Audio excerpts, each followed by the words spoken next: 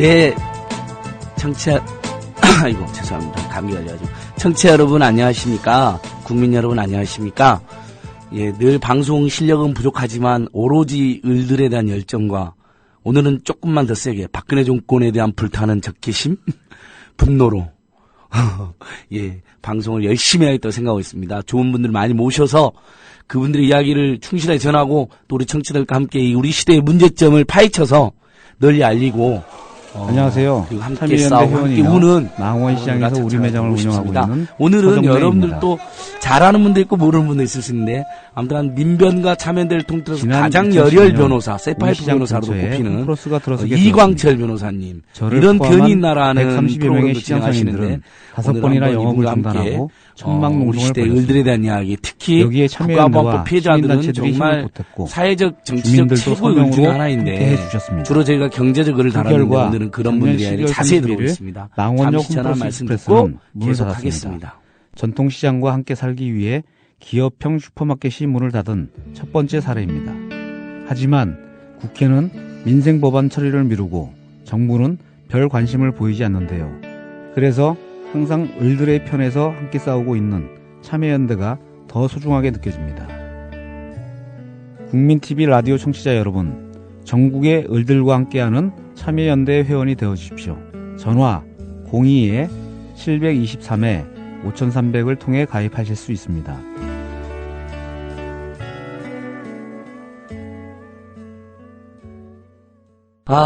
네.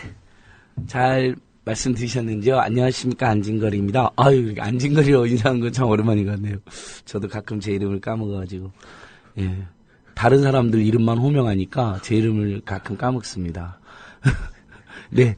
자, 오늘은 말씀드린 대로 이광철 변호사님, 우리나라 법조인 모두 중에서 가장 열혈 변호사님이시고, 가장 을들을 위해서 비분관계하는 변호사님이시고, 가장, 투쟁적인 변호사님이라는 평가를 받으시는 이광철 변호사님. 인사 한번 해주시죠. 안녕하십니까. 이광철입니다. 예. 예, 안진걸. 웃을 기분이 아닌데요. 요즘. 안 선생님 말씀에 제가 몸둘 바를 모르겠습니다. 예. 그건 사실이잖아요. 예. 아닙니다. 예. 웃으면 안 되는데, 아무튼, 예. 반갑습니다. 그러니까, 처음에 한 보름 동안에는 밥맛도 없고, 세월호 때문에 웃음도 안 나오고 그랬는데, 사람이란 게 참 희한하게도, 이렇게 시간이 좀 지나니까, 아직도 구조가 다 안 끝났는데도, 약간 웃음도 나오고 그러네요. 세월호 참사 너무 슬프고 분노스럽지만 또 우리에게 일상이 어느덧 좀 찾아왔다는 느낌도 드는데 그래도 웃다가 막 반성하는 거 있죠. 저쪽에서는 우리 실종자 가족들 피눈물 흘리고 있는데 막 하면서 내가 웃음이 나오는 건 어쩔 수 없지만 그들을 위해서 더 많이 투쟁해야겠구나 이런 생각을 하고 있습니다. 그래서 그러시니까 제가 이제 우리 참여연대 협동사무처 하고 계시니까 안 처장님이라고 저는 호칭을 하겠습니다. 얼마 전에 안 처장님하고 개인적으로 술 먹다가 안 처장님이 그런 말씀하셨어요. 그 예루살렘의 아이히만이라고 한나 아렌트의 그 저작 얘기를 하시면서 그랬나요?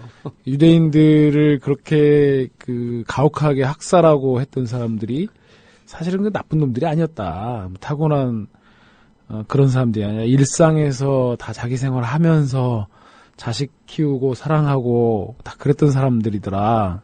그 말씀이 잠깐 생각나네요. 그러니까 우리가 어느덧 또 세월호의 그 아픔 속에서도 이렇게 또 일상을 조금씩 회복하고 이러는 모습들이 또 이러다가 이런 국가의 좀 구조적인 악 같은 거, 또 이런 정말 그 정권의 말도 안 되는 이런 무능과 이런 모습들을 또 이렇게 용인하게 되고 그러는 것은 아닌가 하는 그런 생각도 좀 들고 이게 시작 서두에 워낙 안 차장님이 저렇게 말씀하셔서 좀 이렇게 웃음을 흘렸던 건데 좀 죄송하고 반성하게 됩니다. 네. 일상으로 돌아가는 건 어쩔 수 없는데 자연스럽겠죠. 사실 누구나. 근데 다만 절대로 잊지 말고 끝까지 분노하고 이 문제 해결될 때까지 그런 다짐과 각오가 중요한 것 같습니다.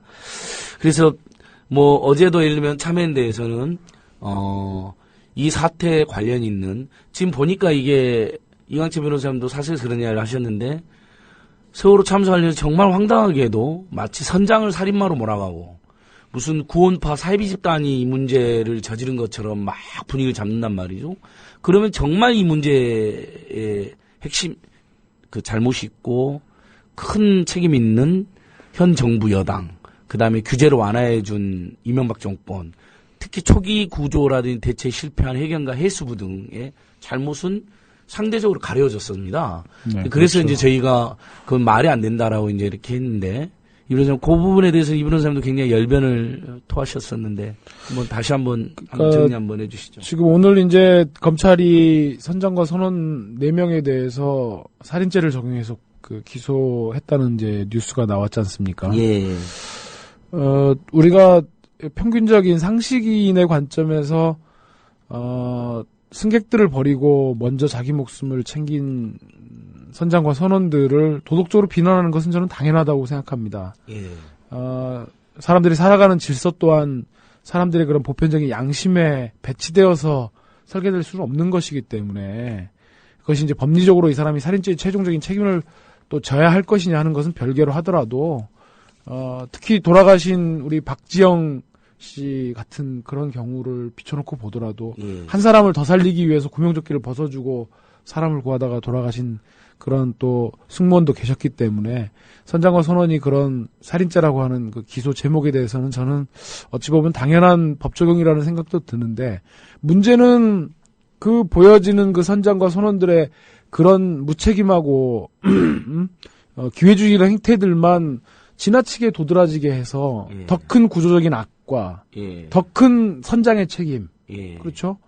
스스로를 대선 때 대한민국의 선장이라고 자기 자리매김하고 가장 안전한 대한민국을 그렇죠. 만들겠다. 유능하고 경험 많은 선장은 파도 속으로 들어간다. 이런 스스로의 다짐도 말씀하셨던 청와대 대통령이라는 자리를 지금 호칭하고 계시는 그분의 책임을 감추고 은폐하는 기재로 활용되고 있다는 거죠. 특히 종편들을 보면 계속 선장의 책임들만 저기를 하고 지금 또 하나 되게 수상한 것이 구원파라고 하는 유병헌 일가에 대해서 검찰이 지금 사사지 뒤지고 있고 혹 지금 뭐 야당과의 그런 금전 거래 관계 같은 것들도 한번 지금 뒤져보겠다는 거 아닙니까? 선거 앞두고 갑자기 이제 터뜨릴 그렇죠? 수도 있겠죠. 그래서 국민들의 이런 분노와 좌절감을 뭔가 정작 책임을 져야 될 사람들은 뒤로 빠지고 은폐되고 숨은 채로 선장과 또 구원파 그리고 나아가서 야당에 대한 그런 물타기로 해서 끝내고 다가올 월드컵으로 출구 전략을 찾는 것이 아닌가. 그렇죠. 있을 수 없는 일이죠.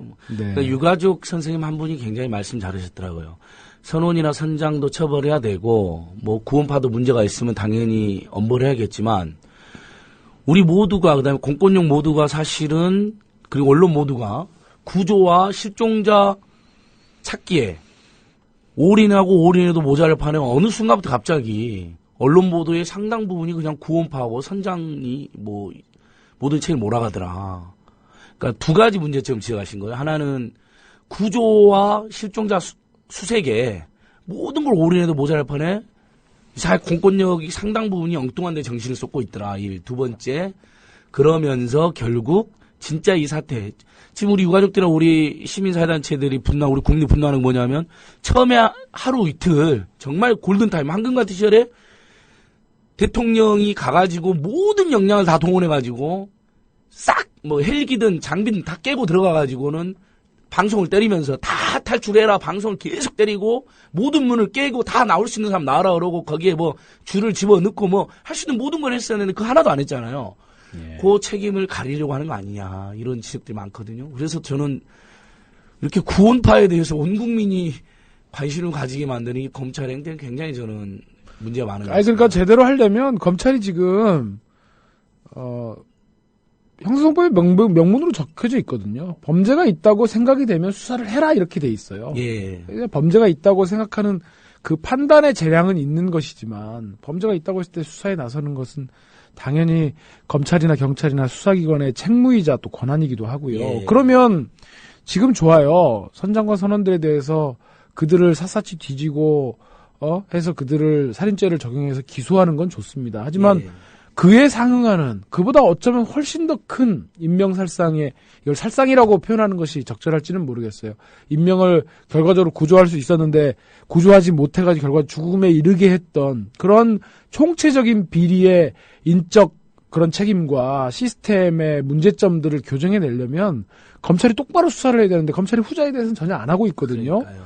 예. 이제 그러면서 뭔가 이렇게 막 어느 한 방향으로 몰아가면서 희생양을 찾고 예. 이런 것들이 뭔가 문제를 제대로 해결해 나가는 과정이라기보다는 책임 소재를 가려서 지금 현재 집권 세력들을 그 책임으로부터 은폐하고 보호하려는 그런 검찰의 그런 어떤 권력 추종적인 속성이 발현되고 있는 것 아닌가 예. 하는 걱정을 하게 되는 거죠. 그러니까 오늘 경향신문에 보고 또 많은 사람들이 저도 직접 이야기하는데 심지어 사실 그러지는 않았을 거라 저도 믿는데 일부러 구하지 않은 거 아니야란 말이 엄청 사람들 탄식 너무 열받고 분노스러우니까 그 첫날 둘째 날 행태를 보면 해경, 해수부, 소방방재청, 안행부, 총리실 정말 그래버린 거 아닌가. 대통령은 8시간 만에 소방방재청 가가지고 아니 중앙재난대책본부 가지고 8시간 만에 가가지고 아무것도 모른 채 한 건지 모른 건지 구명조끼 입고 다 떠 있는 거 아닌가 뭐 이런 완전히 황당한 말을 했거든요. 그러니까 보고를 제대로 안 받았거나 아니면 아예 책임을 안 지고 싶었던 건지 막 이런 상태였거든요. 첫날 이튿날이라는 게. 근데 거기에 이제 다수의 사실상 그러다 보니까 이제 이강철 변호사님도 사실 넓은 의미의 살상 아니야 이게 뭐 이런 얘기까지 나오는 상황인데 뭐 저희가 그 선장의 그 불법적으로 괘씸한 행태 그다음에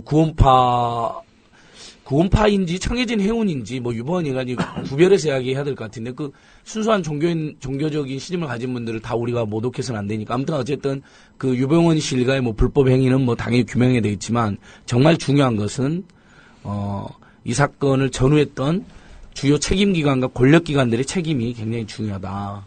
그래서 민변도 17대 진상규명 과제에 그런 부분들이 많이 담겨 있는 것 같던데요. 예, 저희 민변이 이제 그런 사실 뭐 다 아마 참여연대도 마찬가지고 모든 시민사회단체, 정당도 마찬가지인 것 같고 사고가 발생했던 4월 16일로 돌아가 보면 다들 그런 생각을 가졌던 거죠. 우선 첫째는 구조될 것이다라는 막연한 네. 믿음들. 아니 대한민국이 이 정도 문명과 수준에서 그걸 네. 아직 배가 떠 있었으니까. 그리고 이제 두 번째는 어쨌든 구조 활동이 지금 17일부터 이제 뭔가 이상하다고 느끼는 그 이 시점 이후부터도 구조 활동을 하고 있는데 여기다가 뭐라고. 뭐 수백 명, 수십 명 뭐 있는 장비 다 투입했다고 하니 근데 네. 기자들의 유족들을 보니까는 뭐 10명, 20명 이랬다는 거 아니에요? 그러니까 어쨌든 좀 조심스러웠을 것 같고 저희 민변도 마찬가지였는데 어쨌든 일이 이렇게 되고 보니까 다들 이제 정말 깊은 후회와 절망이 드는 거죠. 우리 안처장님도 마찬가지셨지만 예. 그때 우리가 좀 나서서 저는 지금 괴로워하고 있습니다. 하다못해 팽목항 앞에 가서 예. 바다에라도 뛰어들면서 정부의 뭔가를 좀 촉구하고 그러는 것이 낫지 않았겠나. 어쨌든 민변도 그런 점에서 자유로울 수 없고 그래서 민변도 뒤늦게라도 TF를 꾸려가지고 지금 17대 과제들을 발표하고 지금 유가족들을 유가족분들에게 법률적인 조력을 들여가지고 여러 가지 지금 예. 회의 테이블을 꾸려가지고 지금 활동하고 있는 상황입니다. 예. 저도 또 저희 참여연대도 굉장한 막 죄책감과 자괴감 같은 거 망연자실에 시달리다가 그래도 뭐라도 국민들과 함께 하겠다 해서 우리 추모 행사도 같이 하고 어저께 뭔가 이게 진짜 책임 있는 자들에 대해서는 검찰이나 감사원이 제대로 감사를 안 하는 것 같아서 최고 어쨌든 국가재난 이런 비상사태 최고 책임인 청와대와 국가안보실, 국무총리실, 그다음에 청와대와 정부의 수반인 대통령까지 포함해서 감사원이 전면적인 대대적인 감사에 나서야 된다. 무슨 한국 성급 해운조합 해경 감사하고 감사했다 그러면 안 되고 그들 수사하고 수사했다면 안 되죠. 진짜로 한국 성급 해운조합하고 그다음에 해경 해수부는 기본이고 황당한 행태를 보여줬던 안행부 그다음에 학생 안전의 최고 책임기관 교육부 그다음에 국무총리실 청와대 특히 자기는 책임 없다고 우긴 국가안보실과 김장수 실장 그다음에 사태 파악을 언제 받았는지 어떻게 받았는지 뭐로 받았는지 아직도 공개하지 않고 있는 청와대와 박근혜 대통령 여기에 대해 전면적인 감사가 들어가야 돼. 검찰이 수사하기 어렵다면 감사원이라도 제대로 감사해라 이렇게 참여연대도 감사 청구를 했고요. 많은 시민들이 응원해 주시더라고. 지금 많은 분들이 좀 서로 늦은 감이 있었지만 지금부터라도 행동해야 된다 이렇게 생각해 주시는 것 같습니다. 저는 이제 우리가 살아가는 공동체니까 네. 앞으로를 물론 이제 지금 앞으로를 얘기한다는 것 자체도 굉장히 조심스럽고 실종자 가족분들께 큰 누가 될 수도 있겠지만 이 문제를 우리가 어떻게 해결할 거냐 했을 때 예. 아까도 뭐 저희 일상의 그런 이야기들 말씀드렸지만 뭐 그렇다고 우리가 하루 24시간을 이 문제에 분노하고 좌절해 있을 수는 없는 거잖아요. 자기 각자의 삶의 근거지에서 자기 삶의 근거지를 지키고 가족들을 또 건사하고 챙기고 그러면서도 저는 마음 한켠에 이 문제가 어디서부터 비롯되었을까. 뭐 여러 가지 원인들을 분석하고 많은 선생님들 말씀이 있지만 우리가 그것들을 종합해 보면 결국은 이명박 정부 이래로 혹은 노무현 정부서부터 비롯되어진 신자유주의 열풍 속에서 사람의 가치보다는 돈의 가치를 우선시하고 규제를 풀어주고 오래된 배도 수입하게 하고 또 그러면서 여러 가지 또 배가 운항하는 과정에서 규제도 다 풀어준 신자유주의 발원 지점이었던 뭐 DJ 노무현 정부 또 규제를 풀어줬던 이명박 정부 나아가서 그럼에도 불구하고 그런 모든 것들을 행정적으로 규제하고 규율하고 그런 재난사고가 났을 때 인명을 구조하고 해야 될 이 박근혜 정부의 총체적인 무능력들을 예. 어떻게 하면 바로잡을 수 있을 것인가. 저는 장기적인 과제에 있어서는 한국 사회가 사람 중심보다 돈 중심으로 재편된 이 부분에 대해서 뼈저린 좀 성찰이 있었으면 좋겠고 그런 속에서 사람의 가치를 우선시하는 장기적인 과제들을 우선 세워놓은 다음에 단기적으로 그런 속에서 자본의 횡포를 규제할 수 있는 그런 촘촘한 규제들을 세우고 그 속에서 인명사고가 사전에 예방될 수 있는 시스템을 갖춘 다음에 정작 사고가 발생했을 때 국가의 사회의 모든 인적 물적 역량이 즉시에 신속하게 투입될 수 있는 시스템을 만들려면 결국은 지금 현재 사고의 책임을 분명하게 규명해내고 인적인 책임도 엄정하게 물어야 된다. 나아가서 그 인적인 책임은 법적인 형사처벌뿐만 아니라 정치적인 책임에 있어서 지금 현재 집권 세력에 대한 냉엄한 심판이 필요하다.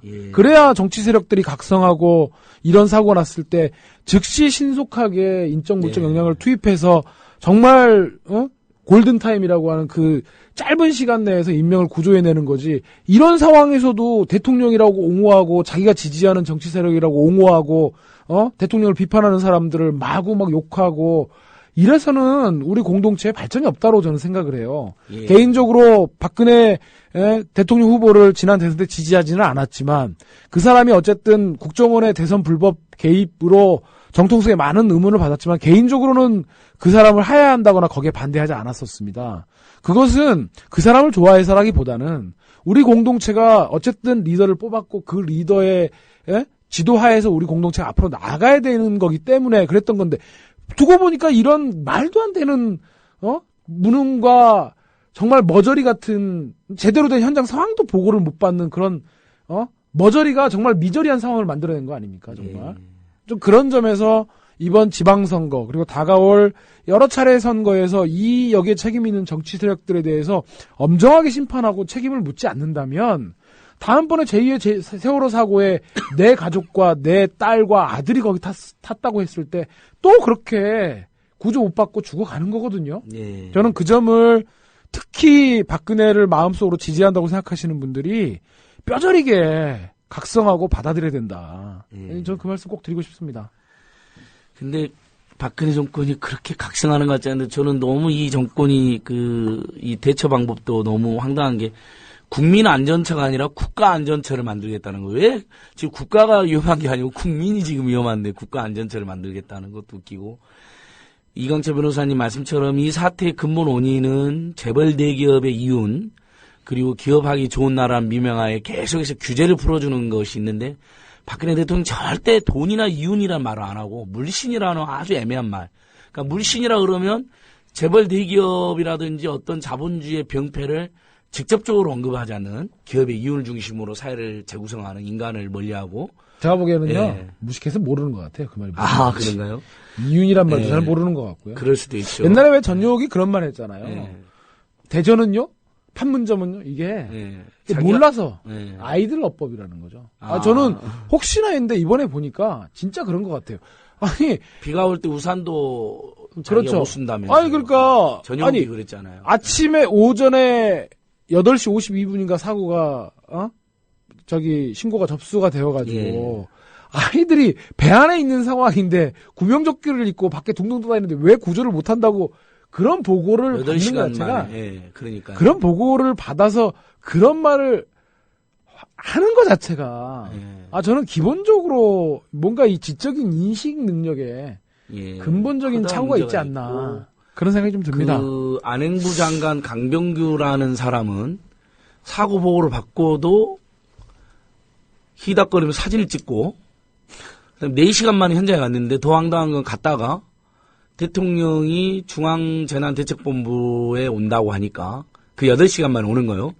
그러니까 진도에서 부랴부랴 거기로 바로 올라간 겁니다. 그냥 못되고 미친 사람이라 그럴게요. 저는 그렇게 생각하고 싶어요. 지금 배가 깔아앉고 있는데 어쨌든 사실 정치 사회적이고 권력적으로는 최고 책임이 청와대이고 이런 건 맞지만 대통령도 맞지만 법상으로는 재난안전의 실무적 총책임자는 안행부장으로 되어 있는 상태. 근데 더 황당한 건 그렇게 대통령한테 충성을 하는데 늦어가지고 대통령한테 보고를 못했다는 거예요. 이 장관이. 저는 총체적으로 다음에 평소에 대통령과 장관의 관계가 어땠는지도 알 수가 있잖아요. 그 대통령이 그 장관이라고 아주 봉건적이고 죽은 신하 같은 관계였으니까 보고를 하러 갔겠죠. 그 구조 현장에 총지하는 게 아니라 이런 것부터 시작해서 정말 생각하면 생각할수록 분노하고 열받는 게 한두 가지가 아닌데 예. 그 청와대 대변인이라는 자가 그 유가족들이 그 피눈물로 찾아왔을 때 실명 얘기합시다. 실명. 네, 민경욱 대변인이라는 사람이 순수 유가족들이라면 만나준다. 그러면 순수하지 않은 유가족도 있다는 거고 유가족들 사이에 순수하지 않은 비유가족. 그다음에 순수하지 않은 불순문자들이 섞여있다고 한 400명 정도가 섞여있다. 400, 800 이렇게 이야기했다는데 뭐 민경욱이 직접 그 말까지는 안 했고 저도 거기 있었거든요. 그러니까 우리 민변 권용 변호사님도 보이고 우리 이런 변이 있는 같이 하는 박준 변호사도 보이고 가니까 좋은 분들 제가 평소에 존경하는 분들이 많이 와 있던데 불순문이 일거의 불순문자 돼버렸잖아요 우리가요. 그러니까 이런 인식을 가지고 있단 말이죠. 심지어 유가족마저도 무슨 친북 좌파가 섞였다는 이런 자들이 국정 운영의 핵심에 있다는 건 너무 끔찍하지 않아요, 이 변호사님? 그러니까 이거 어떻게 살아야 되나요? 그러니까 저는 기본적으로 대선 때 이제 그런 얘기가 있었어요. 그러니까 박근혜 후보가 그냥 일반적인 그런 그러니까 집에서 애 낳고 살림하고 그런 과정을 겪어보지 않은 사람이 국민들의 그런 소소한 행복, 소소한 슬픔 이런 걸 잘 모르는데 어떻게 국민 행복 시대를 열겠다는 거냐. 그랬을 때 새누리당 사람들이 한 말이 뭐 공식적인 것까지는 잘 모르겠습니다만은 꼭 그런 걸 경험해봐야 아냐. 사람은 누구나 그런 걸 경험하지 않더라도 뭐 공감할 수 있는 건 아니냐 이제 이런 얘기를 했는데 이번에 보니까 우리 박근혜 대통령이라고 하는 직함으로 불리시는 분은 보니까 그런 공감 능력이 기본적으로 없으세요. 예를 들면 저 같으면 그럴 것 같아요. 자식이 죽었어요. 가슴에 납덩이를 달고 그렇게 왔어요. 그 자식이 죽었는데 무슨 뭐 유족이 뭐 어쩌고 저쩌고 하는 KBS 뭐 교통사고만 또 못하다 뭐 교통사고 났는데 뭐 한 해 500명 죽어가는데 별것도 아니다. 이제 김시곤이 그런 말을 해서 유족들이 여의도에 KBS로 갔단 말이에요. 근데 거기서 사장도 안 만나줘. 뭐 만나도 무슨 뭐 그래. 그러니까 청와대로 가서 왔어요. 경찰이 가로막았죠. 그러면 저 같으면 그럴 것 같아요. 그렇게 가슴에 납덩이를 달고 오신 분들을 왔으면 밤늦은 시간이지만 경호원 안 달고 와도 돼요. 대한민국 국민이 누가 대통령을 해치겠어요. 한두 명도 데리고 오더라도 저쪽에 좀 있어 봐라. 그래서 유가족 있는 대로 가요. 거기서 뭐 설령 험악한 분위기가 연출되더라도 우리 국민들 안 그러잖아요. 그러면 오느라고 먼 길 오느라고 고생하셨다. 안산에서 여기까지 여의도에서 오셨다는 얘기 들었다. 일단 들어가시자. 가서 따뜻한 밥 한 끼라도 아니면 따뜻한 물이라도 한 잔 드시면서 일단 숨 좀 돌리시고 오늘 밤새서라도 내가 여러분들 억울한 말씀 듣고 내가 잘못한 거 있으면 사죄를 드리고 또 고칠 것이 있으면 고쳐 나갑시다.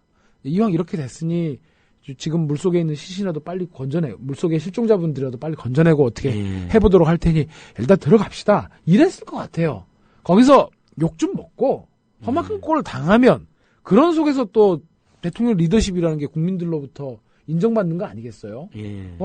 그런 상황에서 정말 옛날에 노무현 후보는 옛날에 농민 집회 가가지고 농민 여러분들이 피해를 받을 수도 있다. 그래가지고 날아오는 달걀도 맞고 그랬지 계란을 않습니까? 맞고 그랬었죠. 계란 맞고 예. 그리고 어딥니까? 대우자동차였습니까? 그 과정에서 대우자동차 처분 매각하는 과정에서 결국은 대우차 노조 방문했다가 계란 맞고 그랬을 때 노무현 후보가 한 말이 있어요. 놔둬라. 저분들은 저렇게 해서라도 항의를 마음을 해야 풀어야 된다. 되고 이게 정치인의 역할이다.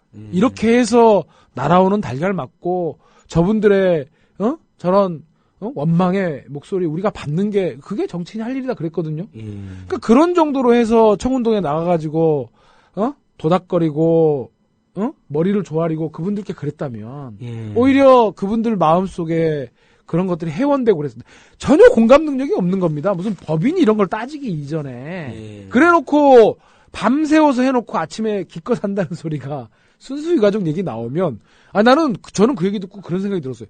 이 사람들이 진짜 유가족분들 실종자 가족분들을 진짜 폭도로 만들 셈인가. 이게 이런 식으로 지금 빠져나가려고 하는 건가. 오히려 그런 생각이 들더라니까요.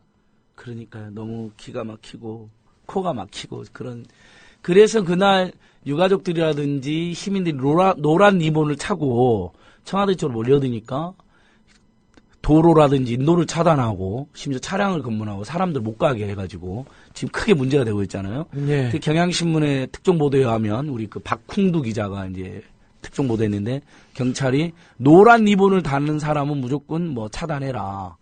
근데 무슨 노란 리본이 전 국민이 지금 우리 제발 세월호 실종자들 그 살아 돌아가란 염원인데 간절한 그걸 범법자 취급한 거거든요. 이 변호사. 그래서 오늘 참여연대에서 또 이성한 경찰청장이랑 모조리 다 고발은 했습니다만 고발이 중요한 게 아니고 정말 이런 황당한 이런 공권력 경찰 뭐 평소에도 너무 많이 보셨겠지만 그러니까 지금 이제 제가 어제 그 환경법센터 제가 죄송합니다. 그 정확한 단체 이름을 플레임으로 기억을 못하는데 배영근 변호사님이라고 계세요. 민변의 저기 녹색연합의 녹색소송센터입니다. 녹색법률센터인가? 네, 녹색소송센터. 소송센터는 아니었던 것 같고 어제 녹색법률센터 배영근 변호사님. 이제 어제 같이 재판을 하나 하는 게 있어갖고 이제 끝나고 말씀을 나누다가 그런 얘기를 들었어요. 지금 밀양에서 그 문제된 송전탑을 지금 통행을 못하게 막고 있다고 합니다. 경찰이. 근데 이게 저희 법률가들로서는 깜짝 놀랄 수밖에 없는 조치인 게 뭐냐면 이 경찰 행정이라고 하는 것은 국민의 기본권을 제약하는 여러 가지 행정작용 중에서도 그 제약의 정도가 심한 부분이거든요. 경찰은 사람을 잡아갈 수도 있죠. 잡아다가 오랫동안 구금할 수도 있죠. 와가지고 집에 압수수색을 할 수도 있죠. 그런 여러 가지 또 불신검문도 할 수도 있죠. 그렇기 때문에 이러한 국민의 기본권을 제약하는 행정 어떤 그런 청의 이런 행동들에 대해서는 법에 근거가 있어야 됩니다. 이걸 법률 유보라고 그래요. 그리고 그 법률 유보는 포괄적이고 뭐 경찰은 국민의 기본권을 뭐 제약할 수 있다 이런 정도가 돼서는 안 되고요. 예를 들어서 어떤 상황에서는 통행 제한 조치를 할 수 있다든가 어떤 상황에 대해서는 지금 뭐 노란 리본 단 사람들이 뭐 여기를 지나가지 못하게 한다든가 그러한 법적 근거가 필요합니다. 근데 이 사람들이 그렇게 통행 제한 조치를 하고 있길래 법적 근거가 뭐냐라고 물어봤더니 이게 경찰관 직무집행법 보면은 포괄적으로 이렇게 정해놓은 게 있거든요. 기타 뭐 치안의 유지를 위해서 경찰이 할 수 있는 그런 조항을 들이대는 거예요.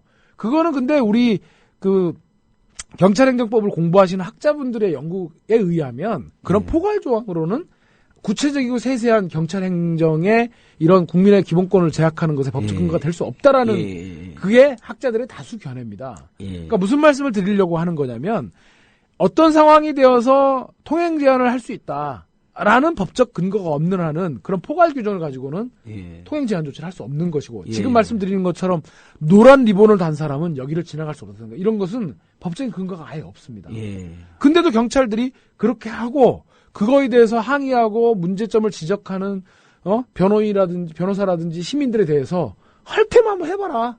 우리는 뭐 그게 정적이 하면 소송 가시든지 이런 식인 거거든요. 그래서 배현근 변호사님이 이제 그거를 지금 헌법 소원을 하시고 예. 또 그 통행 제한 조치를 하고 있는 경찰관들에 대해서는 국가 배상을 좀 청구하시겠다고 지금 하고 예. 있는데 그것도 정말 하세월입니다. 하세월이지만 어쨌든 지금 노란 리본을 달았다고 해가지고 예. 지금 어디를 못 지나가게 한다든가 이런 것들은 이건 정말 법에 맞지 않는 거고 제가 하나만 더 말씀드리면 예. 우리가 법치국가 이 말이 굉장히 한국 사회에서 왜곡되고 통용되고 있는 게 예. 법치국가 우리 이명박 전 대통령도 입만 열면 법치국가 하지 않습니까? 본인이 불법을 엄청 저질렀잖아요. 아주 나쁜 사람이죠. 뭐 떼법이니 뭐니 하면서 예. 법치주의가 뭐 숭상돼야 된다는 등 이딴 소리를 무지하게 짓거리셨던 예. 양반인데 원래 법치주의는 역사적으로요. 예. 원래 법치주의는 권력자를 견제하기 위한 하나의 원리로서 고안된 그렇죠. 겁니다. 마음대로 하지 말고 예전에 법을 정해서 그렇죠. 해라. 법이 그러니까 그 어떤 법치주의 개념이 나오기 이전에 전제 군주 시대를 우리가 생각해 보면 어느 날 갑자기 전직 임금이 연산군이 자기 어머니 죽인데 가담했다고 그래갖고 막 예. 피마다를 만들잖아요. 예. 자기 기분 나쁘다고 야 쟤 죽여. 자기 예. 기분 나쁘다고 쟤 감옥에 가둬. 그리고 자기 배고프다고 야 저 가갖고 저 맛있는 거 좀 갖고 와. 한 명예를 부관 참시하기도 했죠. 그러니까 전쟁 났다고 굉장히 뭐 유명하게. 내가 예. 전쟁 좀 해야겠으니까 다 징발해. 예. 이런 식이었단 말이에요. 그러니까 국민들 입장에서는 어떤 상황이 되면 자기 재산을 뺏기고 어떤 예. 상황이 되면 자기가 끌려갈지를 전혀 모르는 상황이란 말이에요. 예. 그런 속에서 서구에서 고안된 원리가 법치국가였어요. 예. 야, 너 임금아, 이런 상황이 되어야 사람을 체포해가고 이런 상황이 되어야 사람을 사형에 처한다. 예. 그거를 누가 정하냐? 우리 인민의 대표인 의회가 정하겠다. 예. 그래서 법치주의가 역사적으로 의회주의와 결합하면서 그래서 나온 개념이 죄형 법정주의인 거예요. 세금하고 죄는 꼭 법으로만 정해져. 그렇죠. 조세법정주의, 예. 죄형 법정주의가 그래서 예, 나온 그렇죠. 거거든요. 예. 근데 이 법치주의가 물 건너와가지고 우리나라에서 얼마나 순환을 겪고 있냐면 예. 권력자가 자신들은 법을 지키지도 않으면서 예. 뻑하면 힘없는 맨날 법 잘 지키고 맨날 공권력만 보면 오드라들 떠는 국민들을 향해서 니네 법 잘 지켜라. 니네 때문에 법치주의가 무너지고 있다. 이딴 소리를 짓거려 대고 있거든요. 예. 지금 잘 숨이나 쉬고 계시는지 모르겠어요. 우리 이명박 각하. 불법 민간인 사찰에다가 내곡동 사저 배임까지 저질렀고 뭐 앞으로 뭐 구속될 일만 남아있다고 봐야죠. 뭐. 우리 배현근 변호사님이 이제 4대강 문제 관련해갖고 지금 예. MB를 고발해둔 그렇죠. 상태인데 고발도 해놨죠. 고발도 했고 참여연대에서도 고발해놨고 YTN 노조에서도 고발해놨고 작년 뭐 지금, 대선 과정에서 재작년 대선 과정에서도 국정원의 그런 무수한 불법 사이버사령부 예. 보훈처 예. 행안부인가요 그때 행안부의 예. 그런 무수한 공무원들의 조직적인 선거 부정 이런 것들을 다 용인하고 배후에서 조종했다고 의심받고 있는 MB 각하 조만간에 봬요. 어디서 볼까요? 어디서 볼까요?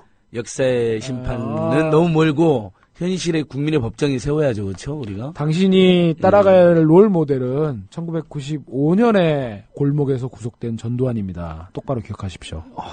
예, 우리 이광철 변호사님 단호하게 우리 뭐 청자들께서 이광철 변호사 모시니까 뭐 이런 변이 있나 민변 이런 이렇게 해주시고 네, 저희 이런 변이 있나 게스트로 오늘 안진걸 처장님 좀 모셨습니다.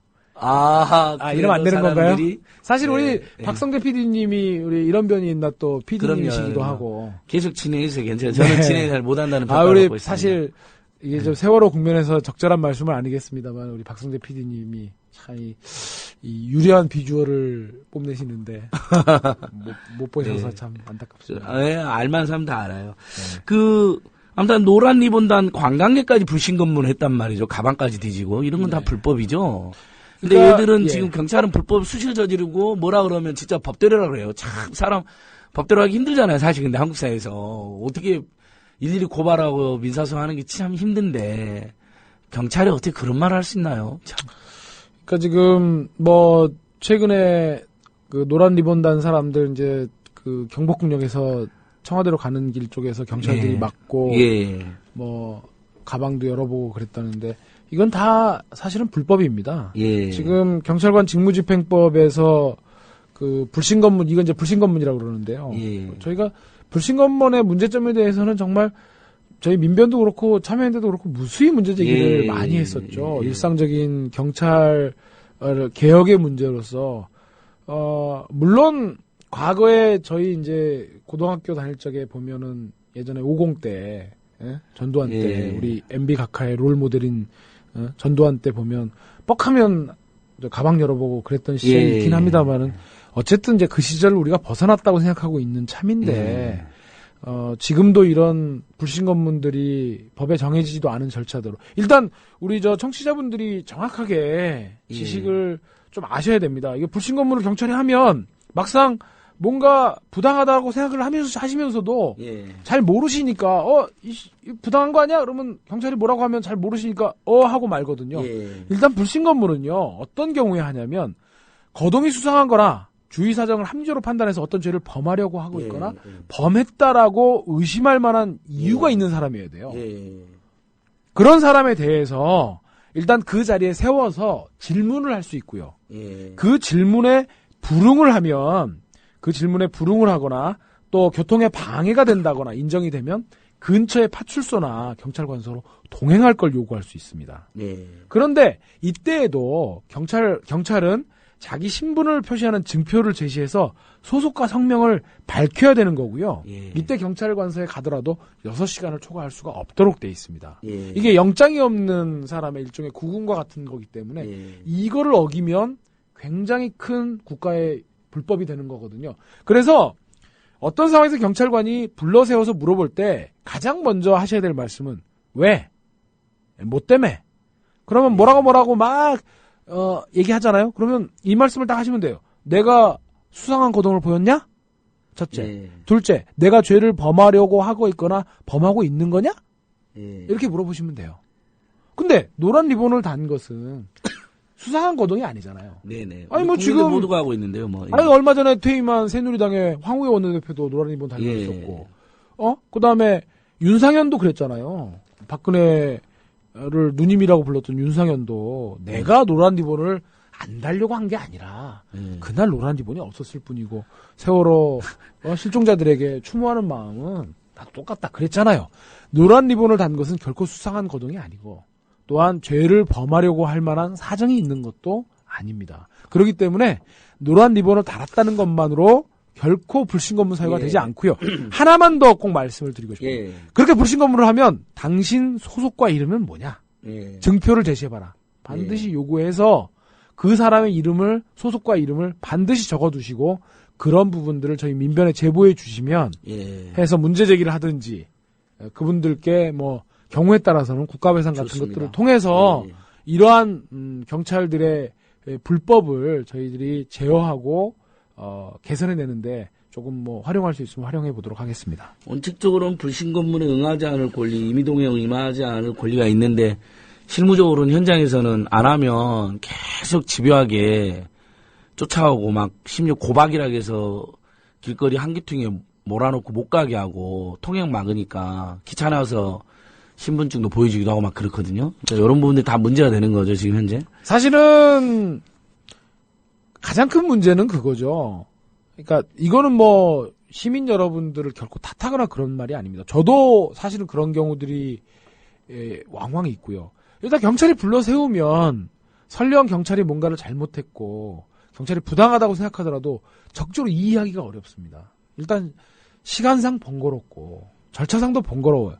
그냥 경찰이 한번 요구해서 신분증 한번 보여주고 나는 그게 아니다라고 해명하면 간단히 끝날 건데 거기서 경찰의 잘못을 지적해서 경찰한테 까닭 이상의 의심을 사고 경우에 따라서는 경찰관서로 동행을 해야 될 수도 있다라고 생각이 들면 누구도 그렇게 하기는 어렵습니다. 사실 그렇기 때문에 그러한 불신검문 과정에서 시민 여러분들께서 사실 그런 문제들을 적극적으로 제기해서 그런 문제를 시정하기보다는 국가 권력이 스스로 이러한 법의 절차들, 법의 요건들을 지켜서 스스로 문제를 개선하는 게 당연한 거거든요. 예, 맞습니다. 우리 학번은 89님께서 사소하지만 기본권 침해는 고소고발 행정소 반드시 하는 게 중요하다. 맞습니다. 그래서 참여연대에서 오늘 이성한 경찰청장도 다 고발했고요. 뭐 민변 참여연대 등등이 더 나서서 또 우리 인권단체들은 아주 열심히 합니다. 경찰에 대해서는 아주 강력하게 이렇게 앞으로 반박이 나가도록 했습니다. 자, 세월호 이야기하다가 우리 하나 더 질문이 무슨 삼진아웃 때문에 또 사람들을 경악하고 있는데 무슨 그것도 단순 시위 참가도 3번만 하면 뭐 이제 정식 기소해서 엄벌하 했다는데 이것도 너무 황당하죠, 이 변호사님. 그것도 그거 첫 적용을 세상에 그 동료 노동자들이 20여 넘게 돌아가셔가지고 분향소를 차려놓은 쌍용 노동자한테 적용한다는 게 검찰이 정신 나간 놈들 아닙니까, 이거 진짜? 그러니까 이제 그 두 가지로 좀 문제점을 정리해 볼 수 있을 것 같아요. 우선은 첫째는 상습 시위권이라고 하는 검찰의 그 개념 자체가 그것도 너무 기가 막히죠. 예전에 이제 상습시위권이라고. 예전에 제가 우리 안진걸 처장님의 의뢰를 받아가지고 했던 예. 사건 중에서 그 시위에 자주 참여하셔갖고 영장이 청구되신 분을 경찰이 밥풀떼기라고 표현했던 거를 제가 실제로 영장에서 목격한 적이 있는데 이런 표현들 자체가 참 우리 시대의 슬픈 그런 단면이죠. 헌법에 뻔히 대한민국 민주공화국이라고 우리 대한민국의 정체성을 적어놓고 대한민국의 모든 주권은 국민으로부터 나오고 국민주권주의 이렇게 선언하고 있고 집회 결사의 자유를 헌법상 기본권으로 보장하고 있는 나라에서 집회에 자주 참여했다는 이유로 상습 시위꾼이니 밥풀떼기라고 그래서 몇 번 참여하면 정치재판에 청구하겠다고 하는 이 발상 자체가 반민주적인 거죠. 그래서 우선 그 점을 하나 지적을 하고 싶고 두 번째로 몇 회면 뭐 어떻게 한다라고 하는 것들이 아마 내부적으로 지네들끼리 뭘 정해놓고 하는 것 같은데요.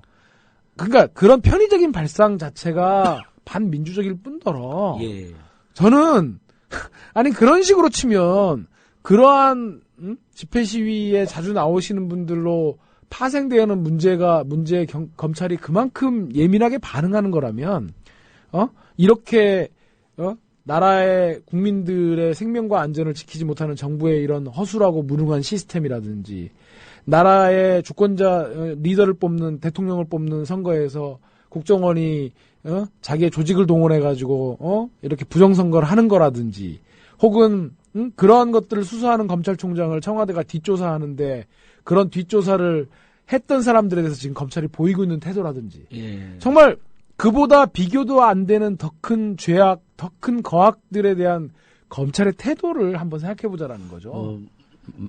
말하면 뭐 입만 아픕니다. 너무 비열하고 비겁한 검찰이라서 오늘 온 주제로 가가지고 이 변호사님 사실은 우리 뭐 사회경제적 을들이 뭐 가득하지만 한국 사회에 정치사회적 을도 엄청 많은데 그 대표적인 을들이 이제 탈북자라는 이유만으로 간첩으로 몰리는 사람들. 그래서 그런 지금 우리 민변이 최근 가장 열심히 했는데 원래 이강철 변호사님이 그 탈북자셨다는 이유만으로 간첩으로 몰리신 분들 변론의 원조 아니십니까? 여러분들을 변론하시고 그랬는데 이분들 요 사건들을 좀 변론하면서 뭐 지금 이게 한국사회가 지금 이명박 박근혜 정권을 지면서 수구 냉정 기득권 세력이 득세하는 곳으로 가면서 그런 사건이 더 생기고 있잖아요, 지금. 그 이야기도 좀 해주시죠.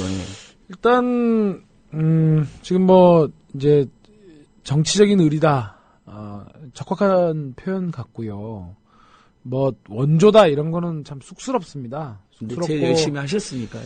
예전에, 지금 이제, 서울시 공무원 간첩 사건으로 탈북자 간첩 사건을 좀 새롭게 재조명하고 계시는 우리 장경욱 변호사님하고는 이제 처음에 그러니까 지금 탈북 여간첩 1호가 이제 소위 말하는 원정화 사건이었습니다. 그게 2008년도에 벌어진 사건이었는데 원정화 사건은 지금 완전 코미디로 돼가고 있죠. 원정화가 나와가지고 지금 신동아하고 인터뷰해가지고 자기는 보위부의 보자도 몰랐다.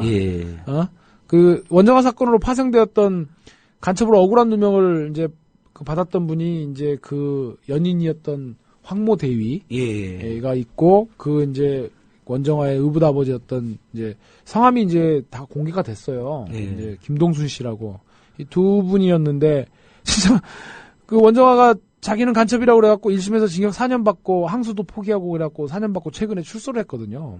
나와가지고 신동아 인터뷰에서 자기는 뭐 보위부의 보자도 몰랐다는 둥 아버지하고 우리 사랑하는 남자친구는 자기가 간첩인 걸 몰랐다는 둥, 진짜 미안하다는 둥, 이딴 소리 지금 하고 있어서 향후 귀추가 좀 주목되고요.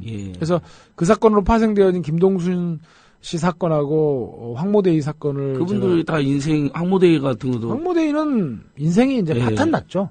그때 군대 쫓겨나고 군대에서 구속돼가지고 구속까지 됐었잖아요. 이등병을 아마 불명예 제대해서. 남한산성이라고 불리는 육군교도소에 수감되어 있다가 확정되어서 민간교도소로 이송되어서 최근에 저 형의 집행을 마쳤고요. 이제 그 다음에 2호 여간첩이었던 이제 이경애라고 하는, 아니 이경애란다.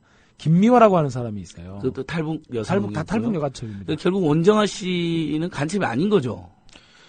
저는 원정아 씨가 간첩이라고 생각해 본 적이 재판을 하는 도중에 내내 단 한 번도 해본 적이 없습니다. 예. 원정아 씨는 간첩이라고 생각해 본 적이 없고 이제 뭐 그 뒤로 이제 쭉 계보들이 있었습니다만은 예. 그러한 이제 노력들 끝에 서울시 공무원 간첩 사건에서 탈북자들을 상대로 한 간첩 조작이라고 하는 것들이 이번에 전모가 사실은 밝혀졌고 굉장히 고무적인 것이 유우성 씨가 간첩이 아니라는 사실도 이번 항소심 판결을 밝혀냈지만 사실 1심 판결에서는 유가려 씨가 이제 변호인이 주장했던 건 고문 받고 회유 받았다. 이거까지 주장했는데 이 고문 받고 회유 받았다 유가려 씨 진술을 1심 재판부는 받아들이진 않았습니다. 근데 항소심 재판부가 그래서 사실은 정치적 판단을 한 거죠. 그리고 그 1심 판결을 했던 판사가 지난번에 김용판 무죄를 선고했던 이범균 부장판사였고 그래서 유우성 씨를 1심에서 무죄로 선고해 준 것은 고마운 일이었으나 국정원의 유가래 씨에 대한 고문이나 회유 협박을 부정을 해가지고 이분이 사실 줄타기를 했다라는 생각을 그때 하고 있었고 그러니까 김용판 무죄로도 연결됐네요. 보니까요. 그래서 항소심에서 그 유우성 씨 항소심 사건에서 유가래 씨가 국정원으로부터 회유와 협박을 받았다는 것은 인정을 해줬습니다. 근데 저는 여기서 이제 말씀을 드리고 싶은 게 탈북자가 간첩으로 언제든지 탈발꿈할 수 있는 그런 환경이 지금 너무나 잘 조성돼 있다.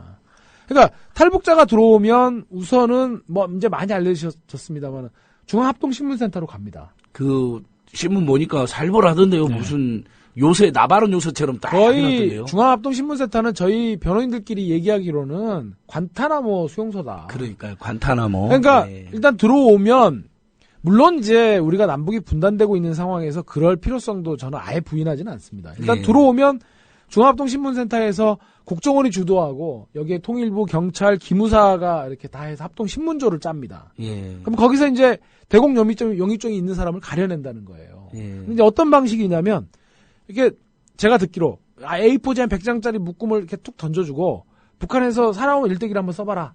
해갖고 이걸 갖고 크로스 체크를 합니다.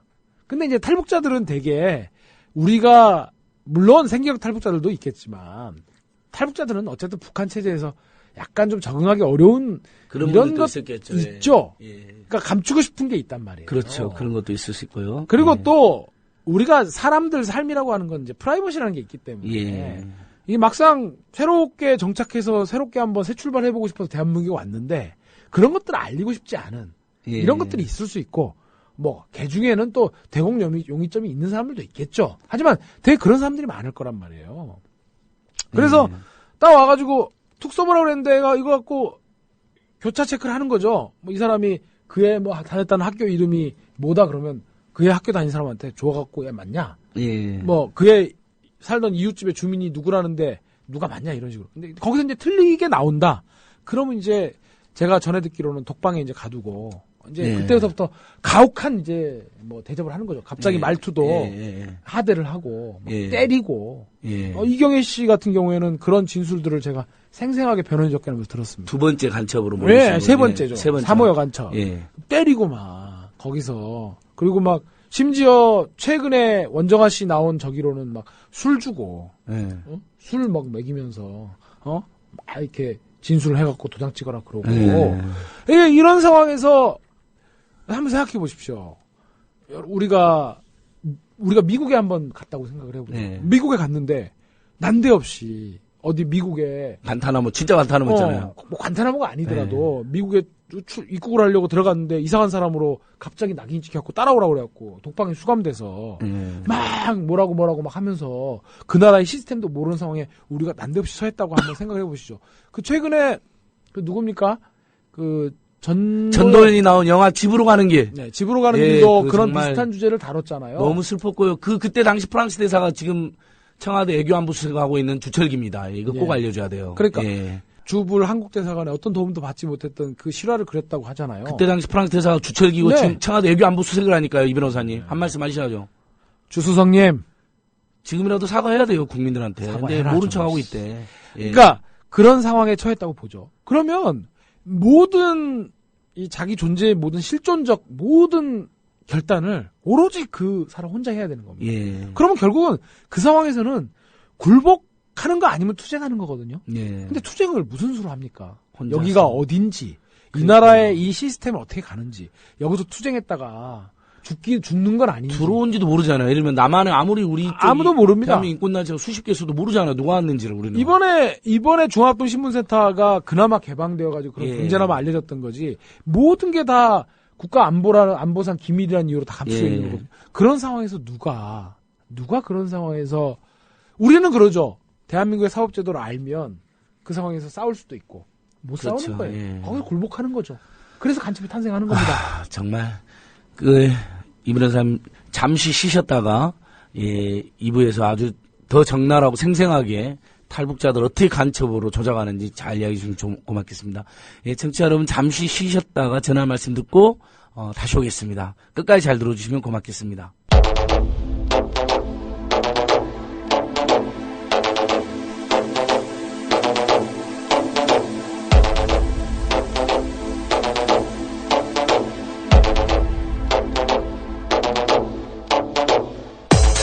지금 여러분께서는 안진걸 참여연대 팀장이 진행하는 안진걸의 으라차차를 듣고 계십니다. 이 방송은 매주 목요일 낮 4시부터 5시 반까지 국민 라디오를 통해 가장 먼저 청취하실 수 있고 팟캐스트 포털 팟빵에서 다시 들으실 수 있습니다.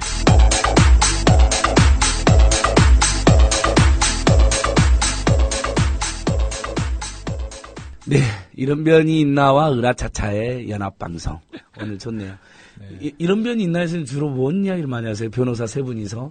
저희가 하는 게 이제 이런 것들입니다. 이런 불신검문이라든지 오늘 계속, 질문을 참 많이 올려주셨는데 예. 제가 한 가지 질문 주신 분 말씀 중에서 하나 해주십시오. 아니 꼭 제가 죄송하다는 말씀을 먼저 드려야 될 것 같은데 혹시라도 제가 드리는 말씀이 뭐 그런 법적인 그런 다툼을 통해서라도 그런 문제를 개선해야 된다. 이런 것들이 귀찮고 번거로우니 하지 마시라. 그런 취지로 드릴 말씀은 아니었습니다. 네네. 근데 이제 그 질문 올려주신 분 말씀 중에는 이제 그걸 지적하신 분이 계셨는데 그렇게 오해가 돼서 들렸다면 죄송하고 저는 당연히 사실은 어떻게 보면 그러한 조그만 것들을 시정해 나가는 민주시민들의 정말 관심과 참여가 있을 때 우리 민주주의가 내용적으로 완성된다고 생각하는 사람 중에 한 사람인데 우리가 정말 각박하고 사람의 가치가 똥값이 된 사회에 살고 있거든요. 그래서 해도 잘 안 될 때도 있었고 그래서 이제 아마 제 말씀 때문에 우리 학번은 팔구님께서 제가 그런 말씀은 너무 아니었고 힘들잖아요. 제가 이랬거든요. 죄송합니다. 저도 반성했습니다. 그리고 삼진아웃 제도는 법적 근거가 없는 겁니다. 없죠. 당연히 없는 거고 그래서 사실 검찰이 관행적으로 무슨 음주운전 3번이면 구속이다 이런 것들 운영해서 하고 있는데요. 법적 근거는 없는 건데 어쨌든 또 딱히 그런 거 자체에 법적 근거를 좀 따지기가 뭐한 게 어떤 죄는 한 번 저질러도 구속도 되고 어떤 죄는 한 번 저질러서 정치재판 청구되고 그러기도 하는 것이어서 자기 내부의 일응에 좀 그러한 기준을 마련한 건데 그런 기준 마련 자체가 굉장히 자의적이고 말도 안 되는 것이어서 그것이 위헌적인 발상이라는 그런 취지로 이해해 주시면 될 것 같습니다. 아주 편하게 예를 들면 음주운전하고 집회를 비교하면 안 되죠. 예를 들면 그럼요. 범법행위의 삼진아웃은 그럴싸하다고 보는데 헌법적 권리를 행사하는 거에다가 삼진아웃은 말도 안 되는 거고 우리 학번은 팔구님께 죄송한데 사실은 제야말로 검경에 대해서 소송을 엄청 하는 사람입니다. 저는 틈만 나면 고발하는 사람이어가지고요. 검찰들이 저를 싫어요. 또 고발했냐고 막 하면서 경찰들이 저 피해 다니고요. 네, 이 변호사님 이쯤에서 우리 청취자들께 희망을 드리는 메시지로 우리 민변과 참여연대 합작해서 야간 집회 이혼 제청 신청을 해가지고 제가 야간 집회를 금지했던 조항을 없애버리지 않았습니까? 그래서 지금은 저녁에 많은 사람들이 편안하게 자유롭게 평화롭게 집회를 할 수 있는 건데 저희는 그렇게 철저히 싸우고 있습니다. 더 열심히 싸우겠습니다. 그 탈북 간첩 이야기 더해서 정말 기가 막힌 일인데요. 누가 왔는지도 아무도 모르는 사이에서 다음 이런 건 사실 무슨 유엔이라든지 이런 데도 저희가 계속 제소하고 그랬죠. 국제 엠네스티. 그러니까 누가 왔는지를 알 수 없는 거. 남한에서 우리 대한민국에서 누가 연행되거나 잡혀가거나 고문당하는 분 우리 알잖아요. 심지어는 우리 권영국 변호사가, 민변의 권영국 변호사가 대한문 앞에서 경찰한테 폭행을 당했다. 그럼 10시간에 알고 우리가 달려들거든요? 10시간에 알고. 근데 전혀 알 수가 없으니까 어느 탈북자 선생께서 와가지고 거기서 간첩을 올리고 있는지 이게 정말 큰 문제네요. 그러니까 탈북자 인권이 정말 사각지대에 놓여 있는 게 이제 바로 그런 점들입니다. 예. 사실은 우리가 87년 6월 항쟁 그리고 그 뒤로 그 전부터 유관 역사로 내려오는 우리 민주 항쟁의 역사 그래서 87 6월 항쟁을 거쳐가지고 제9차 개정헌법의 발효로 인해서 뭐 노태우 정권을 거치기도 했습니다만은 김영삼 정권, 김대중 정권, 노무현 정권을 거쳐가지고 사실 이제는 내국인에 대해서는 예. 폭행과 가혹행위 같은 것들은 국정원에서조차도 근절된 것 같습니다. 함부로는 못하. 제가 국정원에 이제 국가보안 사건으로 변론을 접견을 가보면 심지어 어떤 일이 있었냐면 예. 예전에 그러니까 진술 거부권을 행사하고 있는 피의자 앞에 국정원이 예. 피자를 시켜놓고 예. 단식을 하면서 진술 거부권을 행사하고 있는 피의자 앞에 피자를 시켜놓고 아, 먹으면서. 그 냄새를 풍기면서 진술하면 줄게 뭐 이런 예. 치졸한 하긴 했는데 이제 그거는 역으로 보면 내국인들에 대해서는 더 이상 그런 상황에서도 폭행이나 가혹행위를 하지 않는다는 뭐 간접적인 징표가 되는 것 같고요. 아, 영화 변호나 남영동 1985 보면 네. 그 보는 내내 눈물이 나더라고요. 눈물이 나죠. 아, 근데 정말 이제 저렇게 모질게 당했구나 우리가. 이게 그들이 내재해 있는 어떤 그런 폭력성, 어떤 국가주의성이 완전히 근절되어서 민주주의 신화성 때문에 그러는 거냐? 그게 아니라는 게 일단 내국인들은 일단 기본적으로 그렇습니다. 이게 우리 청취자분들도 이해를 좀 해줘야 되는 게 왜 그들이 그런 고문이나 폭행 협박으로부터 피해자들을 가하지 않느냐. 예. 일단 지금 우리 대법원의 태도 변경이 가장 큰 이유인데요. 예. 대법원이 변호인 접견권을 인정하지 않는 상황 속에서 받은 조서를 증거로 인정을 안 합니다. 예. 그러니까 변호인이 밖에 찾아왔어요. 예. 어떤 식으로 찾아왔는데 수사를 이유로 해갖고 접견을 안 시켜줘요. 예. 그럼 그 상황에서 받은 조서에 증거 능력을 우리 법원이 인정 안 합니다. 오. 그러면 국정원이 아무리 날고기는 조직이라고 해도 결국 재판 가서 그 증거를 들이대갖고 유죄 증거로 쓰려고 그 변호인 접견 차단하고 진술을 받는 건데 네. 꼼짝 없어요. 예. 받아야 됩니다. 예. 변호인 접견 시켜줘야 돼요. 근데 변호인 접견을 시켜줬더니 눈탱이가 밤탱이가 되면 변호사가 가만히 있겠습니까? 예. 당연히 그러면 고문했다는 사실이 알려지고 그러다 보니까 국정원도 어쩔 수가 없어요. 변호인 찾아오면 접견시켜줘야죠. 예. 접견시켜주려면 언제든지 고문이라든지 이런 거 안 해야죠. 예. 그러니까 그렇게 해서 근절된 거거든요. 근데 탈북자분들은 우리가 모르는 거죠. 그렇죠. 지금. 탈북자는 있는지조차 모릅니다. 고문을 당하고 가혹행위를 당하고 폭행 협박 회유를 당해도 어디에 도움을 청할 만한 시스템도 모르고 예. 그런 시스템이 갖춰져 있지도 않고 그렇습니다. 그러니까 그러기 때문에 그리고 그들은 더군다나 대공용의점이 있다고 하면 레드 컴플렉스가 지배하는 우리 사회가 그들에 대해서 설령 존재를 안다고 하더라도 쉽게 다가갈 수가 없어요. 장경욱 변호사님 정도 예. 되어야 그들에게 장경욱 가서 변호사님, 그렇죠. 가가지고 그 중합동 신문센터에서 접견을 시도하지 예. 누가 그런 걸 하겠습니까? 그러면 민변 변호사님들이 최초 이 사건 인지한 시점은 언제쯤이 되나요? 일단 전혀 모르고 있다가 뭐 서울시 공무원 간첩 사건. 예, 예를 들면 그 유성 씨도 그렇고 뭐 온정환 씨도 그렇고 어떻게 처음 인지를 하게 되나요? 일단 모르고 있다가 일단 원정아 씨 사건 같은 경우에는 아예 몰랐다가 이제 그 황모데이라든지 황모데이가 1심 재판 받고 이제 같이 연루된 사람들의 변론을 하면서 그렇죠. 접근하게 되는군요. 그리고 예. 이제 점점 이제 그런 간첩 변론을 민변이 해주고 있다는 얘기를 들으면서 이제 예. 그 피해자들의 가족들로부터 직접 변론 요청을 받고 예. 또 이경혜 씨 같은 경우에는 이경혜 씨랑 같이 이제 그러니까 그 남 들어왔던 남 이제 아저씨 예, 그분께서 직접 혼자 들어오는 사람은 혼자 들어온 사람 혹시라도 그러니까 이제 혼자 들어오는 사람들도 이제 그렇게 해서 이제 오랫동안 국정원에서 조사가 진행되다가 이제 존재를 알게 되는 거죠. 결국은 그쪽에서 연락이 오나요? 예, 지인을 통해서 저희가 연락을 받을 수밖에 없습니다. 혼자 들어온 사람 중에는 우리도 지금 아직도 모르는 사람이 있을 수 있겠네요. 그럼요. 지금 이 순간에도 어디선가 지금 어디선가 예. 또 그런 간첩 만들기가 진행되고 있을 수도 있습니다. 정말 열받습니다. 그렇죠? 그다음에 또 온정아 씨 사건, 이경혜 씨 사건, 유성 씨 사건 또 이 변호사님이 변론하는 게 또 많이 있잖아요. 뭐 이제 국가보안 사건들은 뭐 많이들 하고 있는데 뭐 탈북자 문제로만 시간이 좀 많이 없어서 예. 저는 이제 이게 뭐 이번에 서울시 공무원 간첩 사건 통해서 예. 탈북자 상대로 한 간첩 만들기의 실상이 적나라하게 이제 예. 폭로가 돼서 이번 기회에 좀 그런 말도 안 되는 짓거리를 해서는 안 된다는 말씀을 간첩 드리고 만들려고만 한 게 아니라 심지어는 국민도 속이고 법원도 그렇죠. 속이려고 증거까지 조작이 됐잖아요. 그렇죠. 이쯤 되면 국정원을 해체해야 되는 거 아닌가요? 근데 이제 저는 구속시키고 일단 해체시킨 다음에 뭐 저희가 이제 정보기관을 새롭게 다시 만들어야죠. CIA처럼. 정보 네, 이제 민주 CIA처럼 해서. 민주 CIA 예. 국내 정보하고 이제 저희가 또 뭐 저희 민변이나 참여연대 또 진보 네트워크 센터 뭐 천주교 인권위 등이 중심으로 돼갖고 또 진보연대 중심에서 또 국정 개혁 모임도 만들어져 있고 예. 그 안에서 어떤 국정 개혁 과제들도 나와 있는데 어쨌건 이제 그건 뭐 다음에 또 기회가 되면 말씀드리기로 하고 예. 저는 오늘 얘기 나온 것들 중에서 정말 드리고 싶은 말씀 중에 하나가 과연 우리가 탈북자를 어떻게 품어 안을 것이냐는 문제를 진지하게 고민해봐야 된다. 특히 저 보수를 스스로 정체성으로 생각하시는 분들께 꼭 말씀드리고 싶은 게 보수의 가치가 뭡니까? 민족과 결의 예. 그리고 어떤 그런 보수의 덕목으로서 일관성, 가정의 소중함 이런 거 아닌가요? 예. 근데 어쨌든 북한의 체제에 대해서 거기에 싫다고 해서 자유를 찾아 내려온 사람들을 잠재적인 간첩 집단으로 상정해놓고 그거를 자기의 정치적 필요에 따라서 시시때때로 간첩을 만들어가지고 이런 식으로 위기를 돌파하려고 생각하고 있는 정권이 그게 보수 정권입니까? 그거는 민족 배반 정권입니다. 예. 그래서 그리고 지금 우리 탈북자가 우리 국내에 지금 2만 명에서 한 3만 명 정도 지금 그 정도에서 위치하고 있는데 과거에 우리가 전라도를 차별해가지고 얼마나 많은 사회적 비용을 치렀습니까?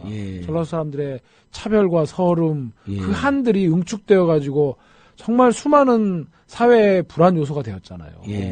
이게 그런데 지금 보면 이게 탈북자들을 거의 2등 신민 취급하는 우리 사회 내재적인 분위기가 있어요. 과연 이 사람들을 사회 통합적 견지에서 어떻게 끌어안을 거냐. 그래서 이들도 자유로운 시민으로서 지위를 부여하고 대한민국에 장차하고 통일 한국의 구성원으로 당당한 구성원으로서 우리가 품어 안아야 진정한 민족 통일이고 민족 통합이 될 건데 지금 그러지 못하고 있단 말이에요. 이미 지금도 대한민국 구성원이시잖아요. 저희가 소중한 국민이고 사실 이웃이고 근데 일단은 이런 간첩으로 몰리지 않는 경우다 하더라도 편견과 일종의 사회 속에서 굉장히 열악한 위치에 살고 계시는 것 같아요. 그렇죠? 맞습니다. 그래서 특히 탈북자를 상대로 해서 이번에 유우성 씨 또 기소를 했는데요.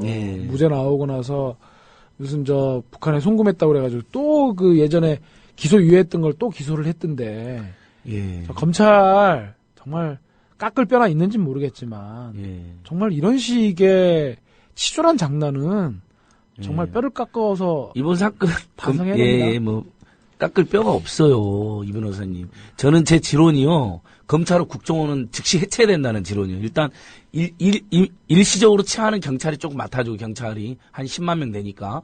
그 다음에 이제 기소 조직하고 그럼 정보 조직이 공백이 생기잖아요. 그래서는 국회에서 특별위원회 만들어가지고 기소 특별위원회, 정보 특별위원회 만들어갖고 정말 양심적으로 기소하고 그 다음에 양심적 정보 활동할 수 있는 사람만 요원들, 뭐 전직 요원들도 있을 수 있고 뭐 민변 변호사 이렇게 해서 하나씩 해나가야 된다는 지론입니다.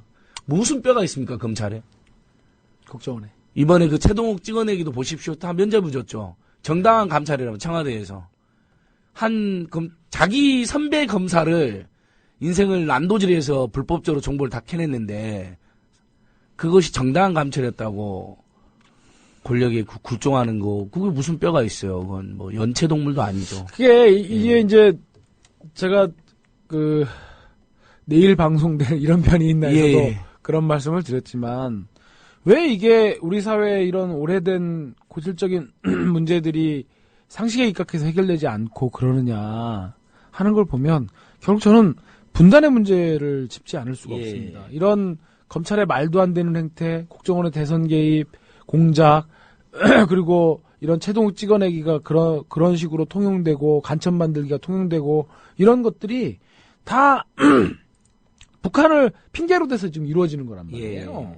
국정원의 대선 개입 공작도 지금 사이버 댓글이 북한과 맞서다 보니까 생기는 일이다. 뭐 이런 개인적 일탈이다. 이런 말도 안 되는 변명을 하고 그러는 것들이. 그래서 우리 사회가 좀 더 민주적이고 좀 더 상식적이고 그런 사회로 가려면 그래서 결국은 정치적인 을, 사회 경쟁의 을들이 자기 나름의 인간의 존엄성을 인정받고 살아가자면 예. 결국 분단의 문제를 어떻게 해결할 거냐 하는 데 대해서 우리가 진지하게 예. 고민하고 뭔가 실천할 수 있는 지점들을 찾아야 된다는 말씀을 저는 꼭 드리고 싶습니다. 그러니까 남북이 화해하고 협력하고 그다음에 남과 북의 사이가 지금 험하게 좀 가까워지면 아무래도 탈북자 이슈도 좀 탈북하신 분들에 대한 우리 대한민국 국민들의 정서도 좀 누그러뜨지 않겠어요? 그런 맨날 으르렁거리고 싸우니까 거기서 오신 분들에 대해서도 그런 편견과 적대감을 또 가지시는 분들이 있는 것 같아요. 맞습니다. 탈북자 문제에 대해서 하나만 더 말씀드리고 싶은 예, 게 예. 탈북자가 지금 이 중에 복잡한 심리적인 상황에 처해 계세요. 하나는 뭐냐면 굉장한 그 대한민국 특히 국정원에 대해서 심적 의존 관계가 있어요. 그러니까 뭐 제가 표현을 예. 심적 의존 상태가 지나쳐가지고 예. 자존감과 독자성까지도 예. 위협받는 상황이 있습니다.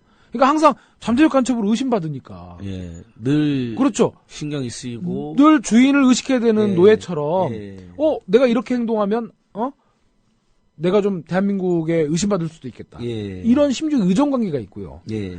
또 다른 하나가 차별과 서로 멸시를 받고 있는 그런 예. 심리적인 상태가 있는 겁니다. 예. 그러니까 그렇기 때문에 그분들이 지금 대한민국에서 제대로 정착해서 살아가고 있는가라고 예. 물었을 때 저는 아니라고 보고요. 예. 이분들이 자존감을 갖는 정말 헌법이 예정하고 있는 인간의 존엄성을 가진 그러한 존재로서 처우를 받을 수 있게끔 예. 특히 국정원 잠재적 간첩으로 늘 상정하는 그런 잘못된 작태는 청산해야 된다고 봅니다. 그러니까 아무튼 탈북자 간첩. 근데 뭐 탈북자 말고도 우리 대한민국 국민도 뭐 간첩으로 몰아버리거나 보안법으로 처벌하는 일인데 제일 황당한 사건이 아마 최근 국가보안 사건 제일 황당한 사건이 박정근 씨 사건이겠죠. 북한 권력을 조롱하는 사람인데 북한을 찬양한 사람으로 기소를 해가지고 유죄가 나와버렸죠. 그렇습니다. 그 요약해서 한 번만 말씀해주세요. 그건 그러니까 우리 청취자들이 좀 들으셔야 돼요. 이걸 듣고. 박정근 씨가 이제 지금은 노동당으로 합당된 그 예전에 그 진보당 예. 옛날에 진보당이었던가요? 사회당. 사회당의 예. 당원이었죠. 예. 사회당 당원들은 북한에 대해서 굉장히 뭐 반복적이기까지 한 정도로 예.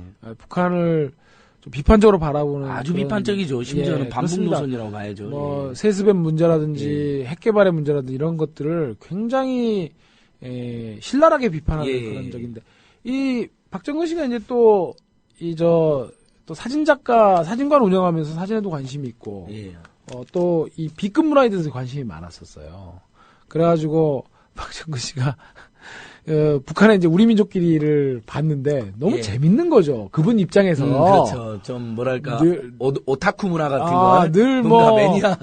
북한 뭐 예. 백두장군 뭐 이런 식의 정말 어떻게 보면 웃음이 나오는 그래서 거기서 본인 딴에는 매우 유치하고 예, 웃기고. 예능 코드를 발견해가지고 네. 그거를 이제 예능으로. 그 예전에 SBS에서 예. 그런 비슷한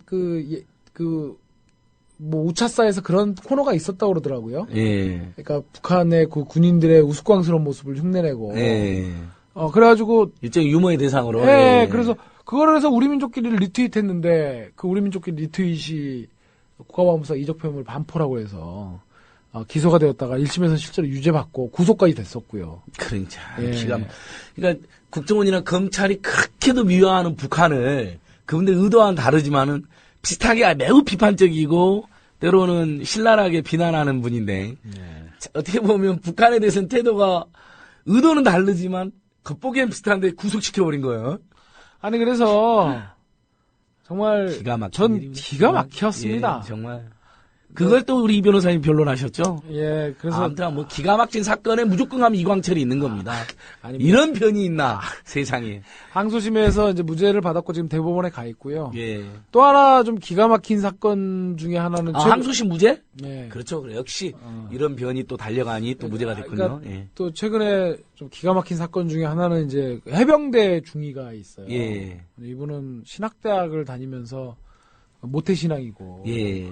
그래서 이 한국교회가 이제 물신에 빠져 있잖아요. 예. 그래서 그런데 문제의식을 갖고 영적으로 소통하는 그런 목회자가 되려고 뭐 자본론 공부도 좀 하고 예. 또 백두산 갔다 오면서 그 북한 원전도 사서 북한 사람들이 어떻게 살고 있나 그래갖고 했는데 그게 압수수색 당해가지고 이적폐물 소유죄로 기소됐었거든요. 구속됐나요, 그분도? 구속은 되지는 아, 않았습니다만은 다행이네.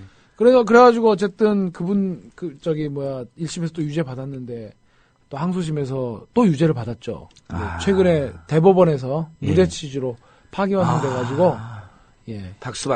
정말 다행이네요. 예, 그래서 그것도 좀 황당하죠. 너무 웃기죠. 예. 그러니까 집에 무슨 책이 있는지로 예, 사람을 각자 구속시키는 우리 청취자분들 집에 갖고 계신 책들 한번 다 목록 점검하셔가지고 공산당 선언, 철학의 세이, 예. 뭐 힘찬 우리 역사, 다시슬 한국 현대사, 해방 심지어는, 전후사의 인식. 예, 그분 거 장하준 교수 책도 불원서적으로 국방부에 지정했잖아요. 책이 많이 팔렸대요. 그래가지고 그래서 제발 불원서적으로 임명 좀 해달라고 사람들이 막 이러기도 했는데. 네, 이 변호사님 뭐 우리 으라차차 청취자들 너무 좋아하시는 분인 것 같은데 이렇게 한 말씀 하시고 마무리하시죠. 예, 뭐 오늘 안진걸 소장님께서 불러주셔가지고 나왔습니다. 주로 정치적인 을들 변론하고 그랬는데 늘 또 안채 소장님하고 사회 경제적 을들과도 같이 늘 소통하고 예, 그분들과도 같이 호흡하려고 노력하고 있습니다. 늘 현장에서 만나뵐 수 있는 그런 변호사가 되도록 노력하겠습니다.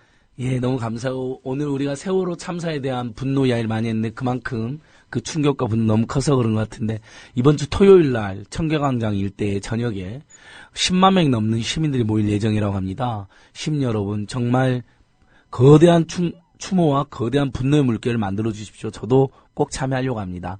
예, 오늘은 이 정도 저희들 마치도록 하고요. 다음 주에 또 오겠습니다. 더 노력하겠습니다. 안녕히 계시고요. 자, 인사하시죠. 감사합니다. 감사합니다.